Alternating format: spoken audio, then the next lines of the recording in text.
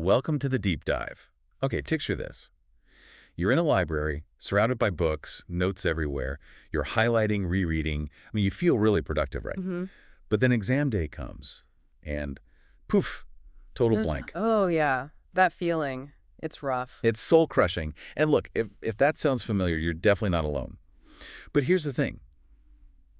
It's usually not about how smart you are. No, not at all. It's often a failure of technique. You've been studying super hard, sure, but maybe not, smart. Exactly. Working hard, but not necessarily effectively. It's incredibly common. So today, we're going to change that, our mission in this deep dive. Ditch those old habits, the ones that just lead to burnout. And replace them with something that actually works with your brain. Yes. We're talking about two neuroscience-backed superpowers, active recall and spaced repetition. The promise, cut study time, boost retention, better grades, all without that burnout feeling. Sounds almost too good to be true sometimes, doesn't it? But the science behind these ideas is solid. We're talking about fundamental learning principles. That blank on exam day you mentioned, it's almost predictable if you're using the wrong methods. Right. You're essentially working against how your brain wants to learn. Let's maybe dig into why that happens first. Okay, yeah. Let's start with the enemy. The main culprit behind so much wasted study time, we call it passive review. The classic. Totally. This is what most of us do, right? Rereading textbook chapters again and again. Glancing over notes. Watching lecture recordings for the third, fourth time. It feels good, doesn't it? Like you're doing something useful. Definitely feels productive. Familiarity kicks in. Exactly. Your eyes are moving, it feels familiar, and you think, yeah, got it. But Well, it's kind of the great illusion of learning. it really is. I love this analogy. It's like looking at a map of a city, say London, 100 times. Okay. You stare at it, you recognize the street names, the landmarks on paper, Piccadilly Circus, the Tower. You know the map, right? But then you're actually dropped into Covent Garden and need to get to Buckingham Palace. Suddenly, you're lost. You can't navigate without pulling the map out again.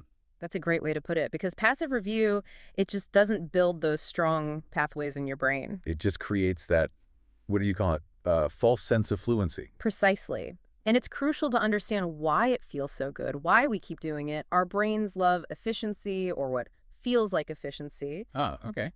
Seeing something familiar triggers this comfort signal. I know this. But that feeling masks the problem. Which is? Which is that familiarity isn't the same as being able to retrieve the information later, cold, without any cues. Right, like needing the map in front of you. Exactly. Your brain isn't being forced to work to actually pull that memory out. It's like watching someone else lift weights. Uh-huh, yeah. You see it, you get the idea. But your own muscles aren't getting any stronger. It's the effort, the struggle to recall that actually builds those deep connections. That's key. Okay, so passive review, bad habit, feels good, but doesn't work long-term. Got it. So what's the first step to, hack our brains properly? How do we beat this illusion? Oh, you embrace the first superpower, active recall. Active recall. Simple name? Simple concept, really. But yeah, it's a total game changer in practice. So what is it exactly? It's all about pulling information out of your brain, actively retrieving it, not just passively looking at it. Pulling it out. Like forcing your mind to find the memory. Precisely. Think of it like a bicep curl for your brain cells. Okay, I like that. Mental workout. Yeah. It feels hard sometimes, right? That little bit of strain. Definitely. But that effort, that struggle, that's what builds the mental muscle. It strengthens the neural connections. Makes sense. So how do we actually do this, practically, in our study sessions? Great question. There are loads of ways, but here are 3 really powerful practical ones you can start using, like today. Right. Lay on me. Number 1, the flashcard revolution. We all know flashcards, right? Sure. Question one side, answer the other. Yep. But here's the crucial bit. Yeah. Before you flip it over to check the answer, Uh-huh. you have to force yourself to actually say the answer out loud. Or at least, fully form it in your head. No cheating by just glancing and thinking, oh, yeah, I knew that. Exactly. You have to articulate it. And here's the kicker. If you get it wrong, that's actually good. Getting it wrong is good. Yes, because that struggle, that moment of, oops, didn't quite get it, that's pure learning gold. Your brain flags it. So what do you do with the wrong ones? Put it back in the pile to review again soon. Your brain now knows, okay, gotta work on this one. Okay, flashcards, but done right. What's number 2? Number 2, the blank sheet method. Super simple, surprisingly effective. Sheet. Yeah.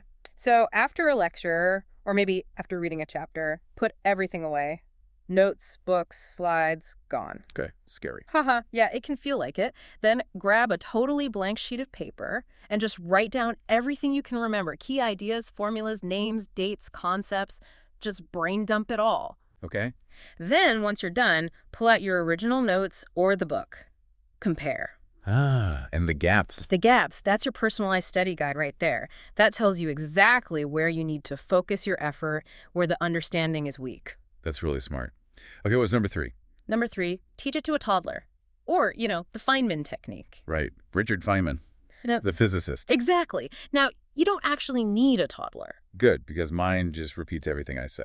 Uh-huh. Yeah. The idea is, try to explain a complex concept in the absolute simplest terms possible. Like, imagine explaining photosynthesis or, I don't know, quantum physics to someone who knows nothing about it. Your roommate, your dog, an imaginary friend. Okay, so simplify it. Drastically. And here's the insight. If you can't explain it simply using your own words and simple analogies, Then you don't really understand it deeply enough yourself. bingo. That's active recall at its finest. It forces you beyond just recalling facts into synthesizing, connecting, simplifying, true understanding. I remember trying to explain blockchain to my dad once. Woof. Quickly found the holes in my own knowledge. I bet. Okay, those are 3 solid techniques. And it's really vital to understand the why here. When you retrieve that info, you're literally strengthening the neural pathway for that memory. Like forging the path deeper each time you walk it. Exactly. Each time you pull it out, it gets easier, faster, more robust, which brings up why it feels hard sometimes. Because it is hard work for the brain. Yes, it's exercise. So if you're struggling to recall something, please don't get discouraged. That's not failure. That struggle is the sign that real learning is happening. Your brain is building something stronger. Embrace that effort. Embrace the struggle. Got it. Yeah. Okay, so we're actively recalling, building those mental muscles. Awesome. Yeah. But how do we make sure this stuff sticks? For the long haul, like for that big cumulative final that covers everything from September. The endurance challenge. That's where our second superpower comes in. Spaced repetition. Spaced repetition. Okay, here's a kind of weird truth to start with. Your brain is actually designed to forget. Wait, forgetting is a feature, not a bug. Pretty much. Imagine if you remembered every single tiny detail of every day. Every breakfast, every conversation snippet, every ad you saw. Overload. Total system crash. Exactly. Forgetting is crucial. It helps us clear out the clutter, the useless info, and hopefully prioritize what matters. Okay, that makes sense. And this forgetting process has a pattern. Scientists call it the forgetting curve. Right after you learn something, boom, 100% memory. Feels great. But within just a day, you might forget like over half of it. Seriously. Wow, that fast. Yeah. And a week later, if you haven't revisited it, it's almost entirely gone, vanished. Well, that explains why cramming feels so desperate. It is desperate. Cramming is that last-minute, panicked fight against the forgetting curve. You might shove enough in to pass the test tomorrow. But by next week, poof, gone again. Spaced repetition is the smart way, the strategic way to beat that curve. how does it work? It's elegant, really. You review information at increasing intervals of time, not randomly, but strategically. Increasing intervals, meaning further and further apart. Exactly. You review it just before your brain is about to naturally discard it. And each time you do that, each successful recall, It strengthens the memory. it makes the forgetting curve shallower, flatter. The memory becomes much stronger, more durable, less likely to fade. It's like you're pinging your brain repeatedly. Hey, remember this. This bit is important. Don't delete this file. So you're essentially training your brain what not to forget. That's a perfect way to put it. You're managing the forgetting process. Okay, so what does a practical schedule look like? Do I need complicated software? You can use software, but you don't have to. A simple schedule could be review 1, maybe 1 day after you first learn it. Okay, day after. Review 2, perhaps 3 days after that initial review. Got it. Review 3, maybe a week later. Review 4, maybe 2 or 3 weeks after that, and so on. The intervals get longer as the memory gets stronger. So 1 day, 3 days, 1 week, 2-3 weeks. Roughly. Yeah. Hmm. There are great apps like Anki or Quizlet that have built-in spaced repetition system algorithms, SRS, that manage this for you automatically. They figure out the optimal timing. Ah, handy. Super handy. But honestly, even just using a calendar, digital or paper, or like a set of reminder files, works perfectly fine too. The principle's the same. Right. It's the timing that matters. It's the timing, yeah. Yeah. And connecting this back, spaced repetition is so efficient because you're not just wasting time rereading stuff you already know well.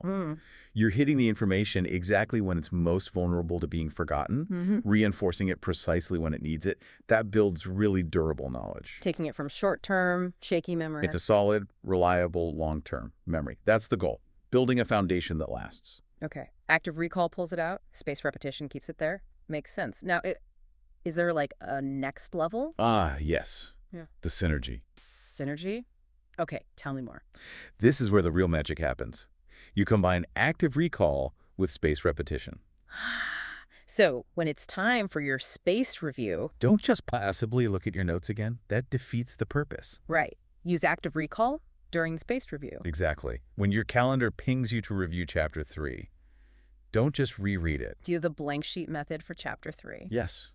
Or quiz yourself with those flashcards you made for it. Or try to explain the main concept of Chapter 3 to your imaginary toddler again. Precisely.